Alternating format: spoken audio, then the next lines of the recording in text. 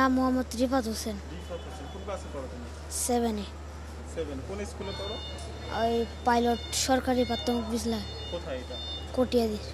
এই ছেলেটা কিশোরগঞ্জ থেকে মানে ডাক করে চলে আসছে। তো আমরা জানতে পারছি যে ও থানায় আছে। থানার ফোন পেয়ে আমি আসছি। আমাদের মূলত কাজ হচ্ছে হারিয়ে যাওয়া শিশুকে পরিবারে ফিরিয়ে দেওয়া, এবং একটা শিশু, আমরা মনে করি যে একটা শিশু সবসময় পরিবারেই তার নিশ্চিত জায়গা। আমরা যতই আদর করি, কিন্তু সে তার পরিবারে ফিরে যাবে এবং তার ভবিষ্যতের জন্য একজন পরিবারই যথেষ্ট।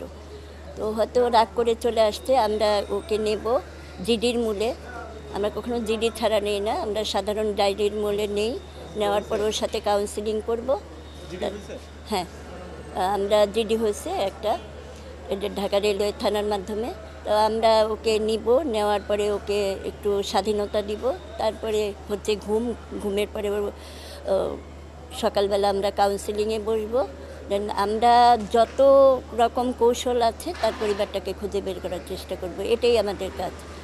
এরকম ঘটনা কি প্রতিনিয়ত ঘটছে? হ্যাঁ, আমাদের এরকম ঘটনা প্রতিদিন হচ্ছে। যেমন গত শুক্রবার আমরা 5 জন বাচ্চা রেস্কিউ করেছি এরকম থানার মাধ্যমে, ঢাকা রেলওয়ে থানার মাধ্যমে। অলরেডি আমরা 4 জন বাচ্চাকে তাদের পরিবারে ফিরিয়ে দিয়েছি। এটাই আমাদের কাজ। আমার নাম হচ্ছে লোকাল এডুকেশন ইকোনমিক অর্গানাইজেশন লিডো। আর আমার নাম হচ্ছে শায়লা খান রিমু। আমি সেতুবন্ধন কমলাপুর শেল্টার মাদার হিসেবে 6 বছর ধরে এই শিশুদের পাশে আছি। আমরা নিয়ে যাব সেতুবন্ধন কমলাপুর শেল্টার, মুগদা 111/B মা মনীষা ভবন। ওখানে যদি ওর থেকে কাউন্সিলিং করে ঠিকানা বের করতে না পারেন তাহলে কি করবেন?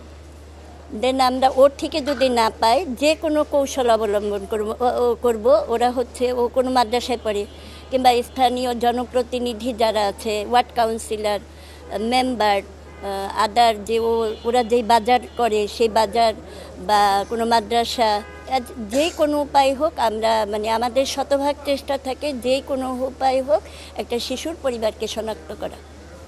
আপনাদের মুগদার আশ্রয় কেন্দ্রে এখন কতজন আছে? আজকে আছে আপনার, আমাদের তো আপ ডাউন হয়, এখন আছে বর্তমানে 18 জন। আর এর বাইরেও আপনাদের একটা আশ্রয় কেন্দ্রের কথা বলেন, সেটা কোথায়?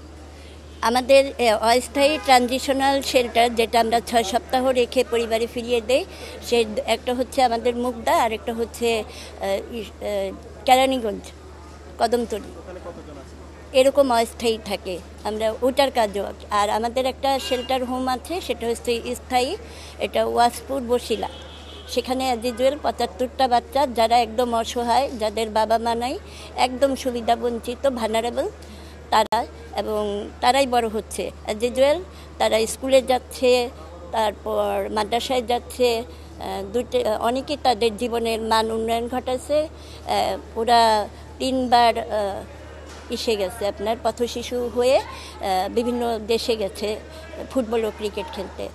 এবছরও আগামী 26-এও যাবে আমেরিকা। মানে যাদের কোনো ঠিকানা খুঁজে পান না তাদেরকে থাকা, খাওয়া এবং পড়াশোনার ব্যবস্থা, মৌলিক অধিকারগুলো সব। আচ্ছা ভাইয়া, তুমি একটু বলো তো, তোমার নাম কি? আমার নাম মোহাম্মদ রিফাত হোসেন। রিফাত হোসেন, কোন ক্লাসে পড়ো তুমি? 7-এ। 7 কোন স্কুলে পড়ো? ওই পাইলট সরকারি প্রাথমিক বিদ্যালয়। কোথায় এটা? কটিয়াদির। কিশোরগঞ্জের কটিয়াদির। কটিয়াদি। আচ্ছা, তো তুমি আজকে কি স্কুলে গেছিলা? না।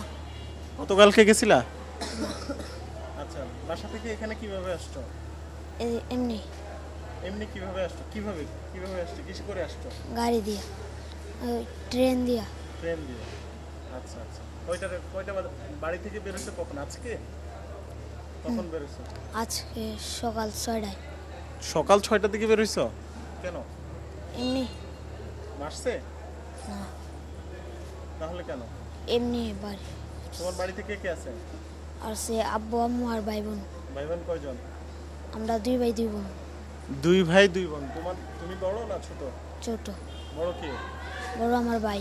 কি নাম তার? তার নাম মোহাম্মদ জয় হাসান। কি করে সে? সে কাজ করে। হ্যাঁ, কাজ করে। আর বাবার নাম কি? মোহাম্মদ দুলাল মিয়া।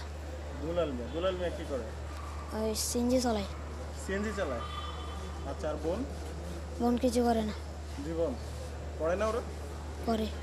আচ্ছা আচ্ছা, এখন কি করতে চাও তুমি? বাসায় ফিরে যাবে না ঢাকায় থাকবা? বাসায়।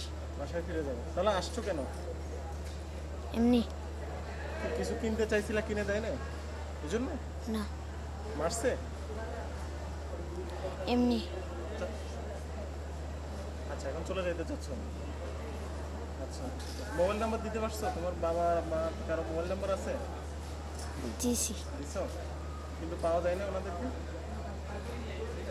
ঠিক আছে।